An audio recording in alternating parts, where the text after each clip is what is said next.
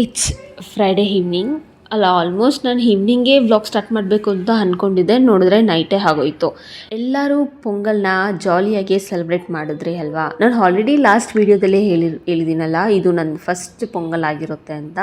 ನಾನಂತೂ ತುಂಬ ಜಾಲಿಯಾಗಿ ಏನೋ ಒಂದು ಸ್ಯಾಟಿಸ್ಫೈಡ್ ಆಗಿ ಪೊಂಗಲ್ನ ಸೆಲೆಬ್ರೇಟ್ ಮಾಡಿದ್ವಿ. ನಾನು ನೆನಪಿರೋ ಪ್ರಕಾರ 8th or 9th ಏನೋ ನಾನು ಮಾಲೆ ಹಾಕಿದ್ದೆ. ಅದಾದಮೇಲೆ ಸ್ವಲ್ಪ ಗ್ಯಾಪ್ ತೊಗೊಂಡು ಮತ್ತೆ ನಾನು ಈ ವರ್ಷ 4th ಇಯರ್ ಆಗಿ ಮಾಲೆ ಹಾಕ್ತಾಯಿದ್ದೀನಿ.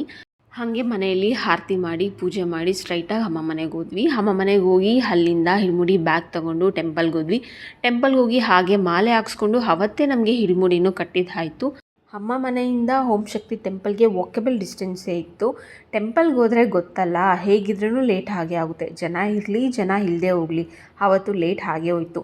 ಹಂಗೆ ಓಂ ಶಕ್ತಿ ದೇವಸ್ಥಾನದಲ್ಲಿ ಕೊಟ್ಟಿದ್ದ ಪ್ರಸಾದನ ತಿಂದ್ಕೊಂಡು ಆಲ್ಮೋಸ್ಟ್ ನಾವು ಮನೆಗೆ ರೀಚ್ ಆಗೋಷ್ಟರಲ್ಲಿ 9:30 ಆಗೋಗಿತ್ತು.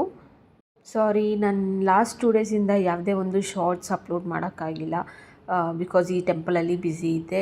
ಇನ್ಮೇಲೆ ಆ್ಯಸ್ ಯೂಶ್ವಲ್ ಡೈಲಿ ವ್ಲಾಗ್ಸ್ ಬಂದ್ಬಿಡುತ್ತೆ. ಹಾಗೆ ಈ ವಿಡಿಯೋ ನೀವು ನೋಡ್ತಾ ಇದ್ದರೆ ಪ್ಲೀಸ್ ಸಬ್ಸ್ಕ್ರೈಬ್ ಮಾಡಿ, ಲೈಕ್ ಮಾಡಿ ಮತ್ತು ಶೇರ್ ಮಾಡ್ಕೊಳ್ಳಿ, ನನಗೆ ಸಪೋರ್ಟ್ ಮಾಡಿ.